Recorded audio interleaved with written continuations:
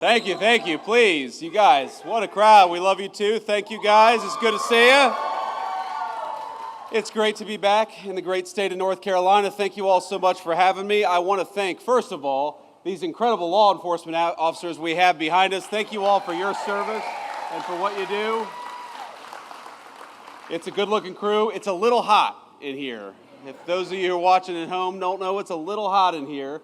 And they've got their navy blue uniforms on over here. I bet they're even hotter than we are, standing up there under the spotlight, but they've done much tougher jobs, I think, before. So we're thrilled to have you guys here. And I just wanted to say to all the law enforcement who are in this building, to all the law enforcement who are watching at home, we love you, we're grateful to you, and we're always going to stand behind you. Thank you. You guys. Now, I have a few other thank yous before we get to the meat of what I wanted to say here. First of all, we're in this incredible hangar, and it belongs to Dennis and Kay Yates. Where are Dennis and Kay at? Where are you guys? Thank you all so much. Thank you guys for having us. And of course, we're also thrilled to be joined by the hangar's previous owner, Jack Rouse. So Jack, thank you so much for building this thing and for having us. It's good to be here. Now, I'm joined by one of my favorite former Senate colleagues, and that is the great Senator Ted Budd from North Carolina. Ted, thank you so much. A very good guy. And I assume we have some other Republicans in here, so are we going to send Ted Budd a great fellow senator and Michael Whatley from the state of North Carolina?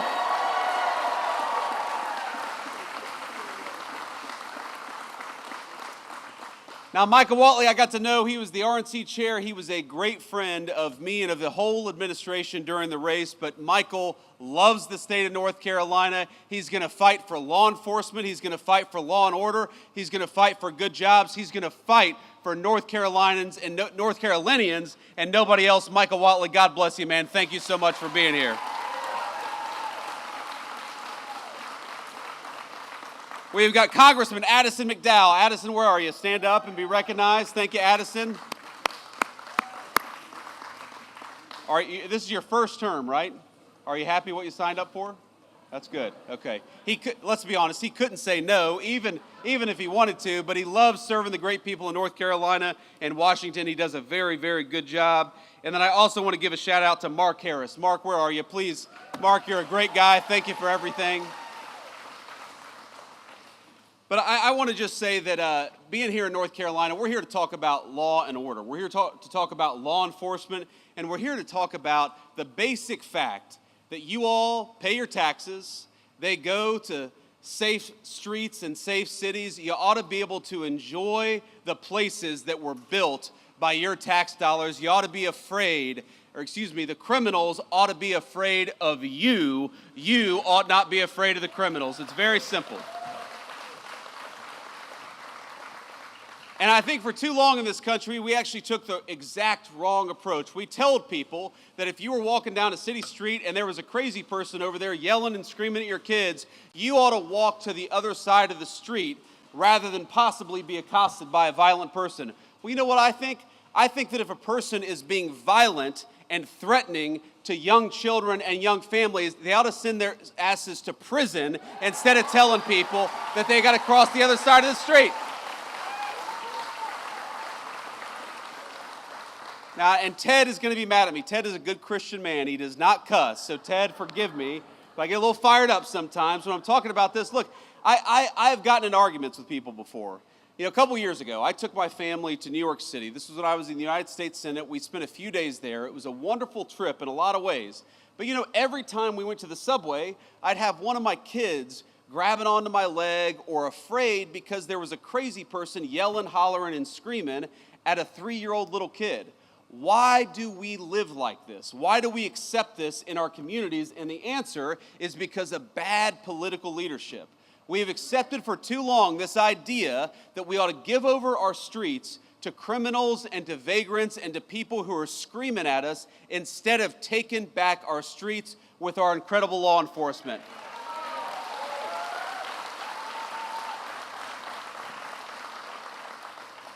And there are so many things that we can do. You know, in Washington, D.C., the first 2 months that we surged the National Guard, that President Trump surged the National Guard into Washington, D.C., there were no murders.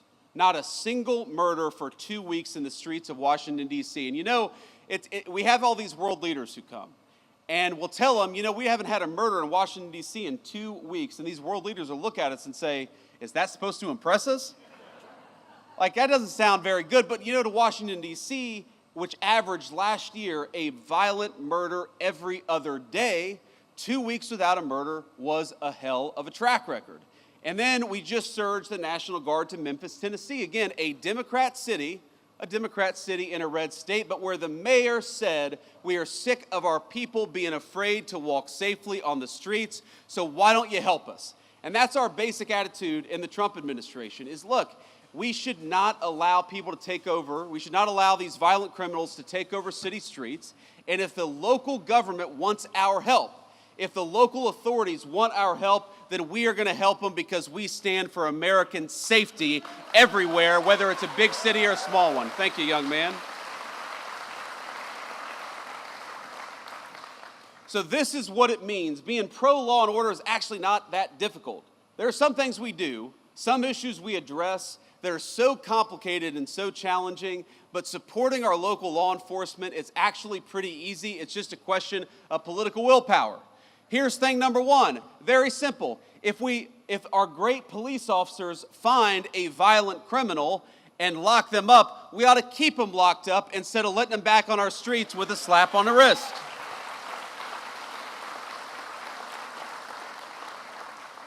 That means we want to give our police officers the very best equipment and the very best protection anywhere in the world. We want you guys to have the very best, and we're going to fight every single day to make sure that they have it. It means punishing state and local jurisdictions that restrict your ability to do police work. If they just want to do their jobs, they ought to be allowed to do it. And it means pursuing enhanced sentences for violent criminals, like the violent criminal who murdered that poor innocent girl in Charlotte, North Carolina just a couple of months ago. And I want to talk about her for a second because I think, we got a beautiful baby over there. How you doing, ma'am? Yeah, I would like to. How old is she? 6 months old. Beautiful. Thank you. Thank you for bringing her. We want law and order for her above all else, right? That's why we're doing what we do.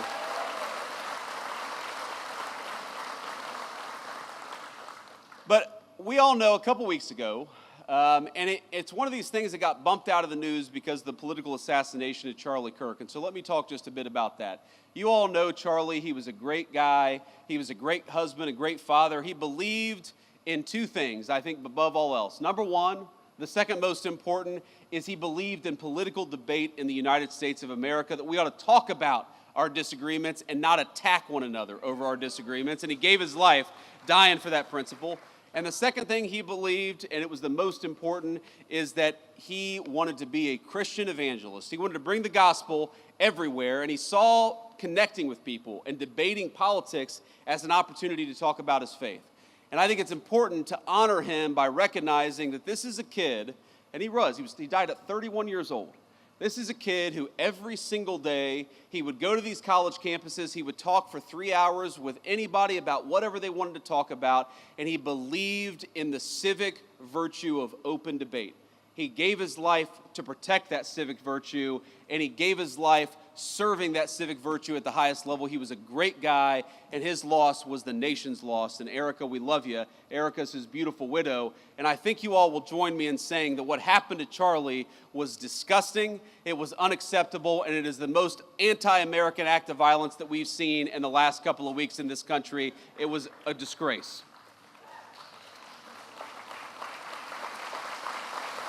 But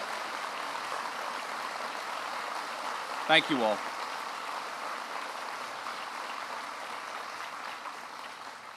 I appreciate that, and the thing is, it actually bumped out of the news this terrible story in Charlotte. And here's the basic summary, as far as I can recall it, is you have a violent criminal who has been arrested 14 times, often for very violent offenses, who gets on a bus with an innocent young girl, 22 years old, and slits her throat, and she dies.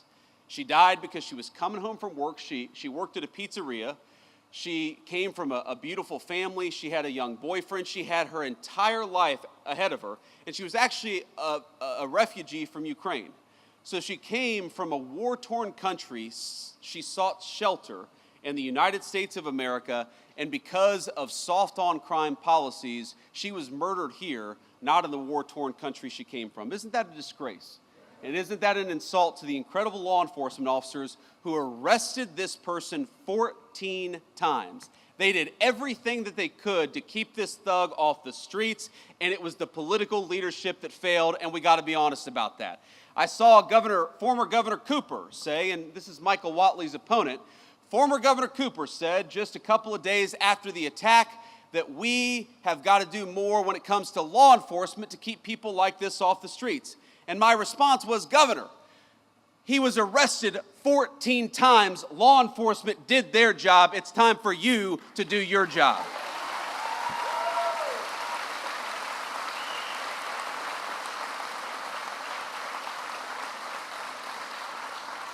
And it's so amazing to me, political Democrats, I don't think it's all Democrats. I actually think most Democrats want what most Republicans want, which is safety in their communities, but they always manage to turn issues of crime into a distraction about race. They always try to say that law enforcement, locking violent criminals up, is inherently racist. And I got to be honest with you, that's an insult to white people. It's an insult to black people too. Because all of us just want to live safely in our communities. It doesn't make an ounce of sense to me. But I actually, because of these Democrat talking points, I went and looked up. Do you know that in most big cities, the gross majority, over 90% of violent crime is committed by fewer than 1% of the city's residents?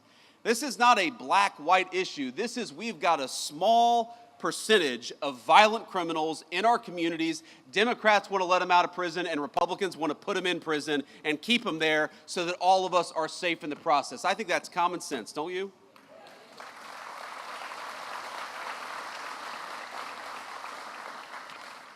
So I also got to talk a little bit about another law and order problem. I said Charlie Kirk's assassination was the most political and disgusting violence that we've had in this country in the last couple of weeks. And that was true maybe until this morning, because I don't know if you all have followed the news, and we're still learning a little bit about it.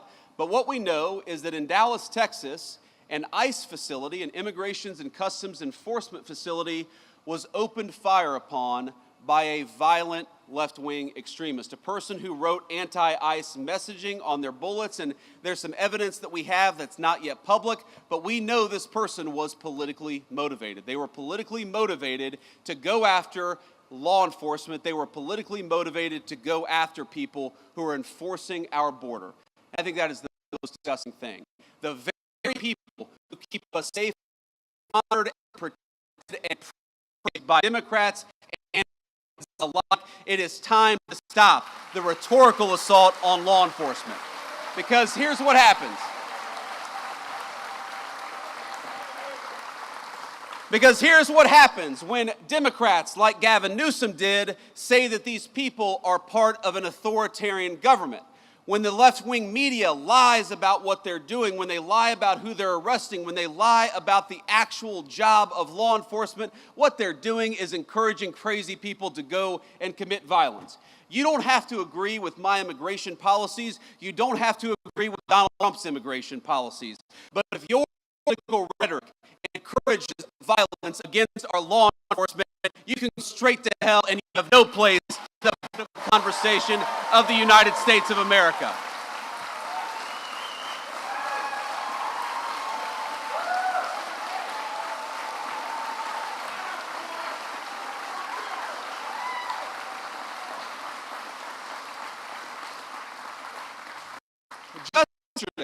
Just yesterday, NBC News, maybe the worst of all the fake news, and I'm sure we have an NBC reporter out there.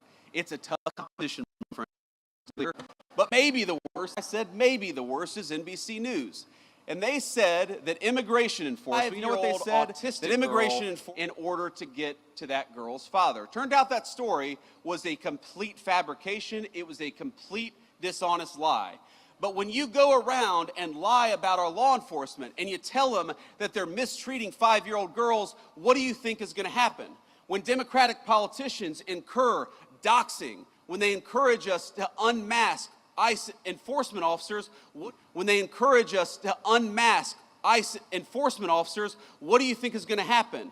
When the mayor of Los Angeles encourages violent protesters to get in the face of our law enforcement, what do you think is going to happen? What's going to happen is political violence, and political violence has gotten out of control in this country. We got to stop it. We got to condemn it, and that starts, unfortunately, at the very top of the Democratic Party.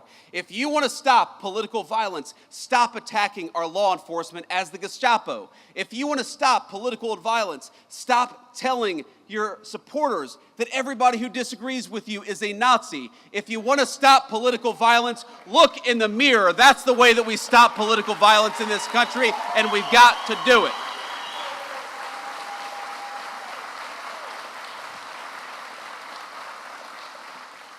And while we're all mourning and rooting for and praying for everybody who was injured at that ICE facility, and as far as we know, it looks like some of the detainees, in other words, some of the potential illegal aliens, were some of those who were affected. Look, just because we don't support illegal aliens, we don't want them to be executed by violent assassins engaged in political violence either. So we're praying both for our ICE agents, but also for everybody who's affected by this terrible attack. But that was an ICE facility.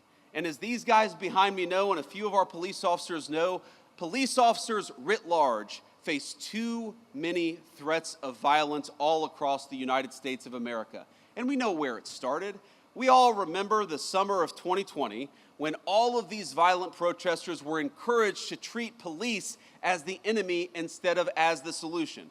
You'd take 1,000 police officers, you'd find one person who didn't do something perfect and use that one guy to tarnish the other 999 police officers. Well, I would like everybody, whether a Democrat, a Republican, or an independent, especially those in political leadership, can we all just agree that our police officers are heroes, that they are public servants, and that the first and most important step of keeping all of us safe is to keep our police officers safe, because they are the thin blue line between civilization and chaos. Thank you all.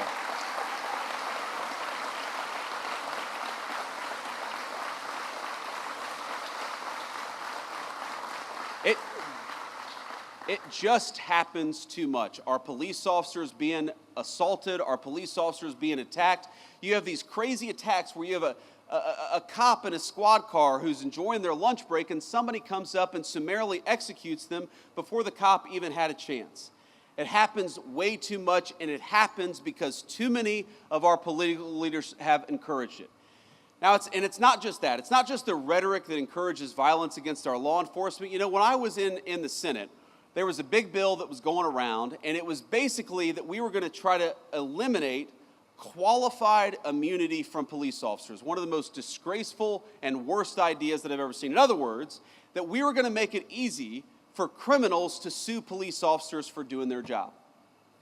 Now, does anybody think, when you see the fake news media and the way they attack our police officers, does anybody think that we need to make it harder for our police to do their job? Some of America's cities today have worse murder rates than the very worst third world cities all over the world. That's not a joke. You go to Port-au-Prince, Haiti, or you go to some of the poorest countries all over the world, even those countries have a better murder rate than Washington, D.C. or some of the major American cities. Some of them have better murder rates than Charlotte, North Carolina. That's a disgrace. All of us should be asking, how do we make that better? How do we make people safer in their communities? How do we make it easier for a young family to walk down the street in security and comfort? But unfortunately, we've got a crew of violent radicals in the United States of America who think we ought to make it harder for police to keep us safe than easier for police to keep us safe. So here's one thing I'd like to do. I'd like every single Democrat starting today, and every Republican too, while we're at it, to say that we are going to defeat these efforts to strip immunity from our police officers. We're going to make it easier for them to do their job, not harder for them to do their job. Let's fight for it every single day.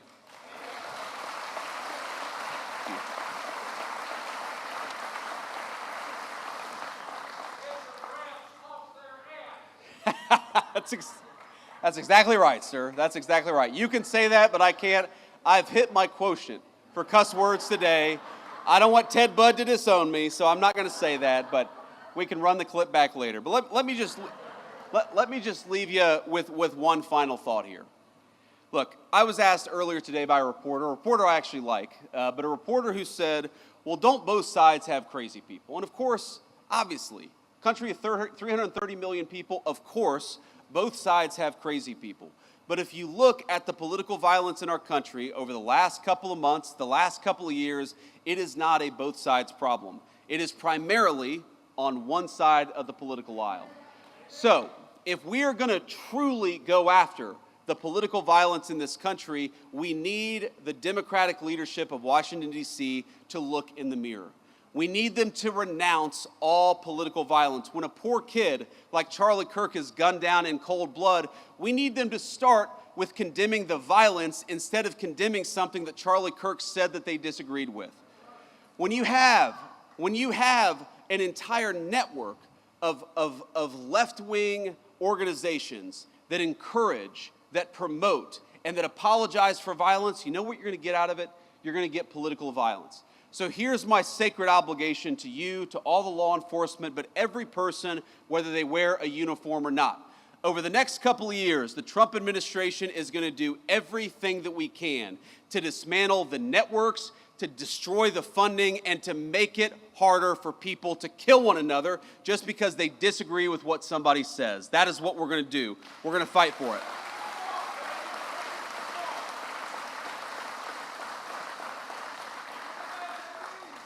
Let me just leave you with this one final thought. Now, most of the time when I go around to events like this, I'm talking about our big, beautiful bill, our working families tax cuts. And I want to leave us just with a reflection on that, because while we're talking about law and order today and we're honoring the police, one of the ways in which we rebuild the American dream is by allowing you to keep more of your hard-earned money.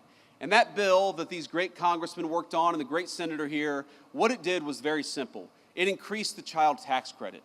It meant that we're going to increase take-home pay by about $10,000 over the 4 years of the Trump administration. It means that if you're working on tips or if you're working an overtime shift, the government is going to take less of your money. And I think that's a pretty good idea, because if you're working hard, I think the government ought to keep its hands out of your pocket. We're going to do all those things. Because I believe the American dream is fundamentally about this principle. It's about the principle that for all the parents and grandparents out there, and I'm now the parent of 3 beautiful young kids, I just want them to have a better life than the life that I have. That, to me, is the core of the American dream. The promise that if you work hard and play by the rules, we're going to give our kids and we're going to give our grandkids something that's just a little bit more prosperous, a little bit more secure, and a little bit more proud than what we were given when we were kids. That is, I think, our sacred obligation. That by inheriting a great country from our parents and grandparents, we got to pass on something even greater to the next generation. But none of that matters without law and order and public safety. How can you have the American dream if you can't walk down your neighborhood in safety?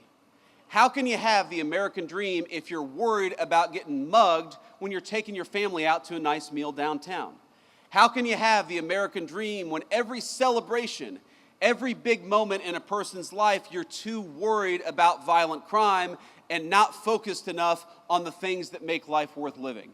One of the things that we have got to get back to remembering is that if we want to preserve the American dream, we've got to preserve the right of everybody, rich or poor, to live in safety and security in their neighborhoods. You know, when I grew up in Middletown, Ohio in the 90s, we didn't have a whole lot of money. I was raised by a woman who struggled very often to put food on the table and clothes on her back. Mamaw. Everybody loves Mamaw. Most of all, me. But you know what? For all of the problems that we had, for all the times that Mamaw was worried about where our next meal would come from, for all the times that Mamaw was sometimes terrified that she wouldn't be able to make an important bill payment, we never worried about public safety. And the reason we never worried about public safety, the reason she knew I could go across the street and play in the park in safety and comfort, is because we had something in this country. And that was a recognition, Democrat and Republican, that we stood with law enforcement and we stood with their mission. It didn't matter what your political affiliation was. We wanted to support people who kept our communities safe. And that's something we've gotten away from, because a lot of the people who report on the news, A lot of the people who actually make policy in Washington, D.C., let's be honest, they are wealthy people who can block themselves off from the consequences of the policies they impose on the rest of us. Now maybe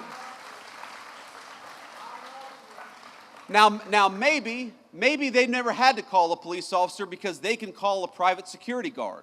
Maybe they've never had their home broken into because they live behind a gated community. Maybe they don't have to worry about walking down the streets of a city safely because they've got a driver in a big fancy car who can take them from point A to point B, but that is not true of the gross majority of our citizens. So I want to tell you, when I talk about protecting the American dream, when President Trump talks about fighting for the American dream, at the very top of that list is fighting for your ability, whether you're rich or poor, to be safe in the home that you love. It is our sacred obligation, it's their sacred obligation, and we're going to work for it every single day. God bless you. Thank you for having me.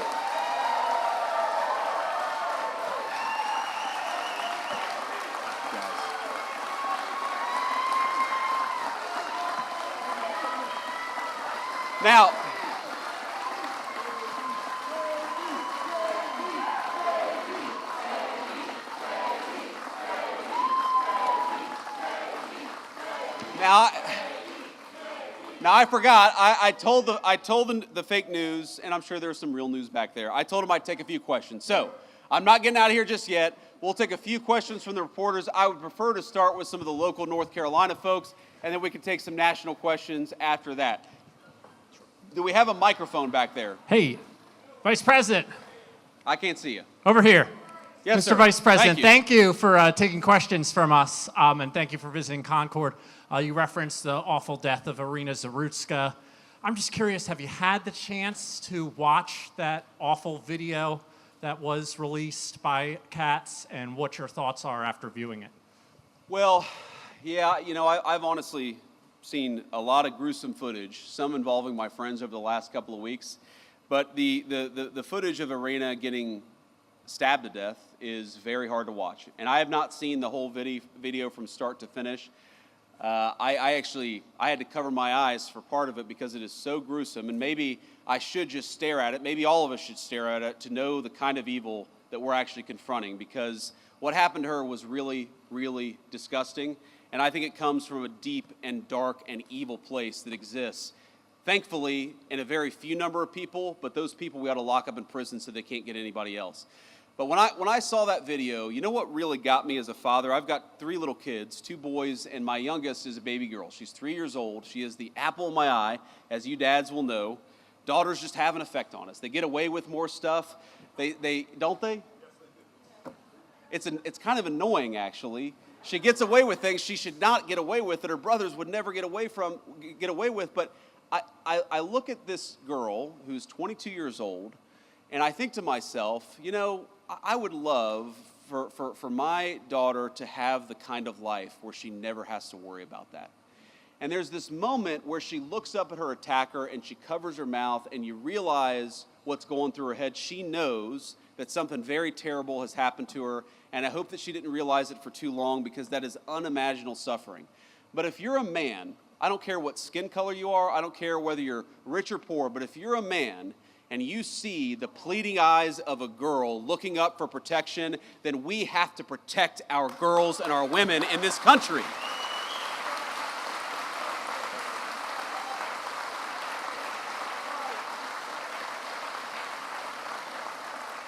And that was my reaction to it. That was my thought when I watched it. Now, young man, this is a very earnest young man. He doesn't look like a journalist to me, but go ahead and shout out a question, because I'm not going to deny that level of energy and that level of passion. First of all, what's your name? Henry. It's good to meet you, Henry. Ask your question, please.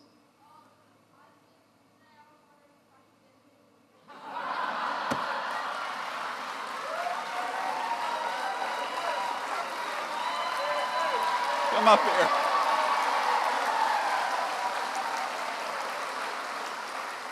Henry said, I skipped school. Can I have a picture with you? Well, I guess you got to have some excuse to skip school, so I might as well get a photo with Henry.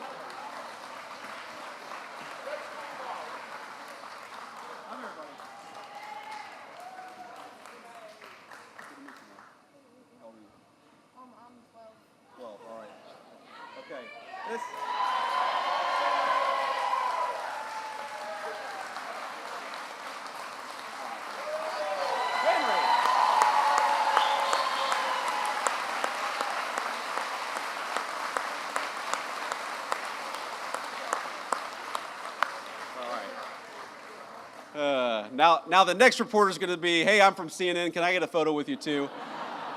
I wish that I got questions that easy. I'm not holding out hope. Sir, can we get you a microphone? I can't hear you, sir. Gotcha. I'm Jordan Green with Raw Story. President Trump and other speakers here have blamed former Governor Cooper and the mayor of Charlotte for Irina Zarutska's death.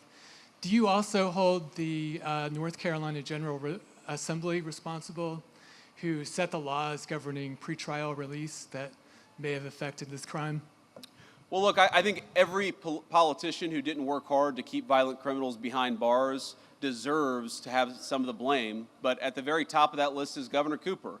Because at the time that we were pushing these soft on crime policies, Governor Cooper was the man in charge. Now, I know we've got some great North Carolina legislators, and I might call them out if they're here. Do we have a North Carolina House Speaker, Destin Hall? Where's Destin at? Destin, thank you, man. We got Phil Berger here. Phil, thank you so much. Senate President Pro Tem. We've got County Sheriff Van Shaw. Where's County Sheriff Van Shaw? Thank you, sir. We've got Cabras County DA Ashley Shanley. Is it Shanley? I got that right? Okay. Of course, we got North Carolina GOP Chairman Jason Simmons. Jason Simmons is, that's a celebrity in the Trump White House there. North Carolina Labor Commissioner Luke Farley. Luke, where are you? Luke, thank you. And I know, look, I know that our great North Carolina local legislators here have worked very hard to solve some of these soft on crime policies and make it harder to let violent criminals out so easily, and to demand that when you have a violent criminal who goes in, the person stays there and doesn't get a slap on the wrist and released to commit more crime in the community. That's what we want. We don't want a criminal justice system that goes after innocent people. We also don't want a criminal justice system that lets obviously violent felons out of prison without any real consequences. It's just very simple. And again, I go back to the statistic where we have got such a small number of people who commit so much of the violent crime. If we just locked them up, and I mean, look, I believe in repentance and I believe in forgiveness, but I believe that forgiveness often only comes on the other side of real punishment and real regret, which is why we got to lock some of these guys up in the first place. So yeah, I blame the political leadership, and I can't get over a governor who pursued soft on crime policies, Roy Cooper, who pursued soft on crime policies, who let violent criminals out of prison, and then after Irina was murdered, to have the audacity to blame our law enforcement.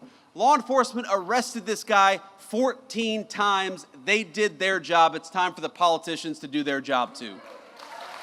Next question. Vice President Vance, thank you so much for taking questions. I'm Casey Jones from WCCB Charlotte. When it comes to cracking down on crime in cities like DC, Memphis, Chicago, sending the National Guard, what specific metrics does the administration use to decide where those resources go? And can we expect that kind of response here in Charlotte anytime soon? Well, look, if the mayor of Charlotte and the governor of North Carolina asked for our help, we would absolutely send it, because we believe in helping people regardless of whether they're Democrats or Republicans. We would love to have the mayor of Charlotte reach out for our help, and that's, you asked what the metrics are, that's one of the most important metrics. We want to go where we can have a real partnership between local law enforcement and the federal officials so that we can root out the crime. And that goes to the second metric. What is the most important thing? You can tell how many people are being murdered in a community. You can tell how many carjackings there are. You can tell how many armed robberies there are. There's way too much violent crime happening in our country. And when we look at an American community, again, we don't care about their politics. When we look at an American community where people are suffering because of violent crime, our response is, we want to help, just let us. And I'd encourage everybody to talk to your local officials. I know we're a little far away from Charlotte, but to talk to your local officials and encourage them to ask for the help of the Trump administration. We are willing to provide it. We want fewer people to be affected by violent crime, but these guys have actually got to play a partnership role with us. And unfortunately, way too many of them, some of these people, it's crazy. They are ruling over cities that have violent crime rates that are worse than Mogadishu, and they say, no, we don't want Donald Trump to come in. Well, excuse me, if you don't need the federal help, then why is your murder rate so terrible in the first place? You do need the help, you just need to admit it. Thank you, Casey. Next question. Vice President, Michael Warwick, I'm with WBTV. Welcome to Race and Country, first of all. Irina's law was just passed by Republican lawmakers. It's now on Governor Stein's desk. It addresses cashless bail. It would allow magistrates to involuntarily commit people who they believe to be sick. However, opponents of that bill don't think it goes far enough for the mental health side of things. It also opens the door to the death penalty, which I know some opponents are against. Why would you encourage the governor, politics aside, to sign that bill? Well, because I want to keep violent criminals off the street, and I want Americans to be safer. And this bill does it. Irina's law does it. Congratulations to the Senate President and House Speaker for getting it over the finish line. The governor's got to sign it. I guarantee if this bill is signed into law, it will help our incredible law enforcement keep the streets safe.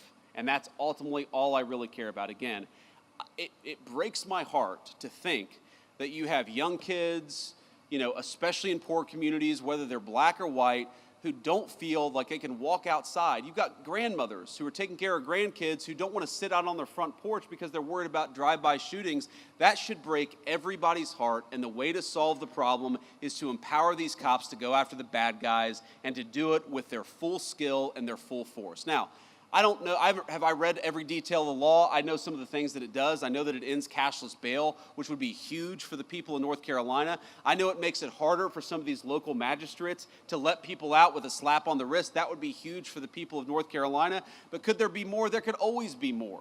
But don't let the perfect be the enemy of the good. This bill is going to make North Carolinians safer. They ought to sign it.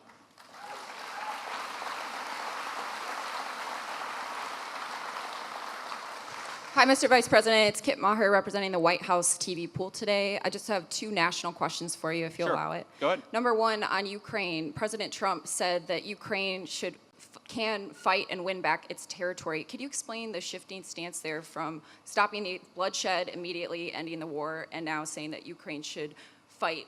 Is that a tactic to pressure Putin back to the table? We'll go ahead and do the second question. Yeah, second question. Yeah. Last year, when I was covering you on the campaign trail, you told Joe Rogan that the difference between Harris and Trump is that Trump is not trying to censor his fellow Americans. I'm wondering if you can square your fervent belief in free speech with what's going on now with Jimmy Kimmel and the FCC pressure. I'd love to hear your thoughts on both of those. Well, look, on the free speech conversation, I'm pretty sure that Jimmy Kimmel was back on the air last night, and to the extent that he's not back on the air, it's because he's not funny and has terrible ratings. This is not a federal government problem. This is,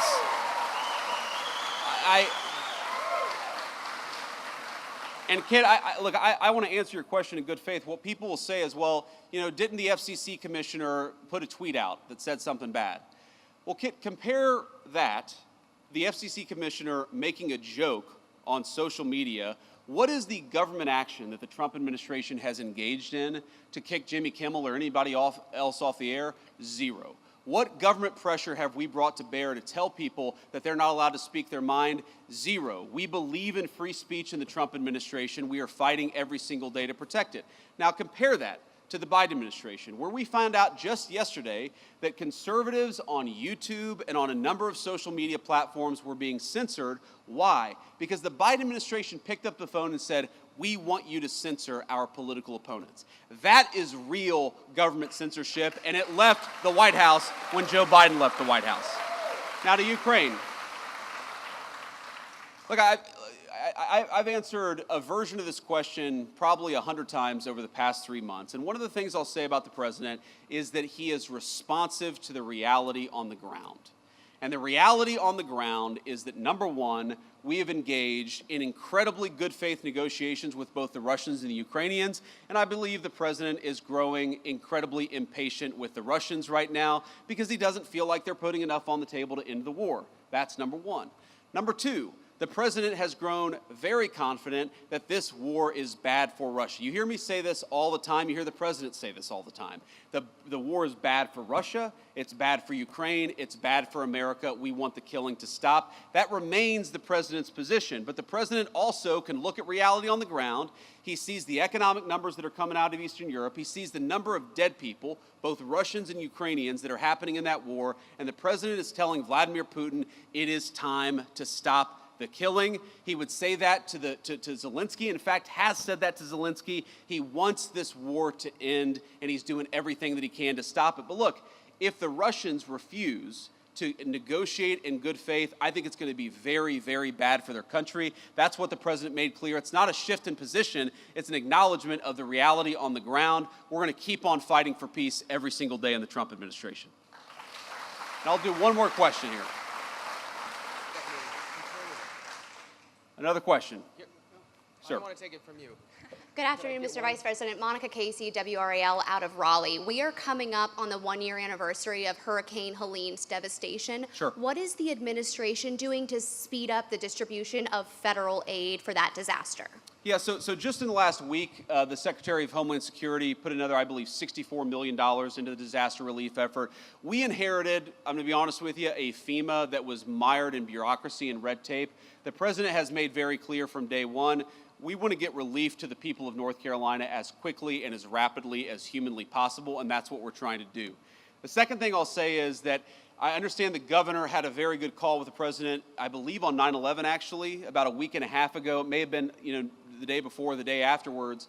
But he had a good conversation with the president about some of the disaster relief needs that are there. We're going to keep on working on this. We're going to keep on working with some of our colleagues and the federal congressional delegation from North Carolina. But let me just say, I visited the devastation myself. I want the people there to know we continue to think about them, we continue to work on this issue, and we're going to make sure that we never forget that area of North Carolina and the devastation that storm caused. Great. All right. On that note, I just want to say you guys have been an incredible group to get to spend some time with. Henry, I hope you got the photo you needed. So are you going to get like a tardy, Henry, or what's the deal? If you get a photo with the vice president, you're allowed to have an excused absence? Is that how that works? Okay, he doesn't know, actually.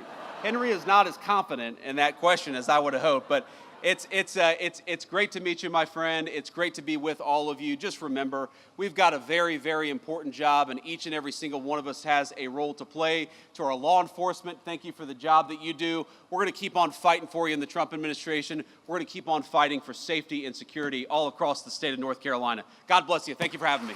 If you like this video, then like, share, and subscribe to ET Now World.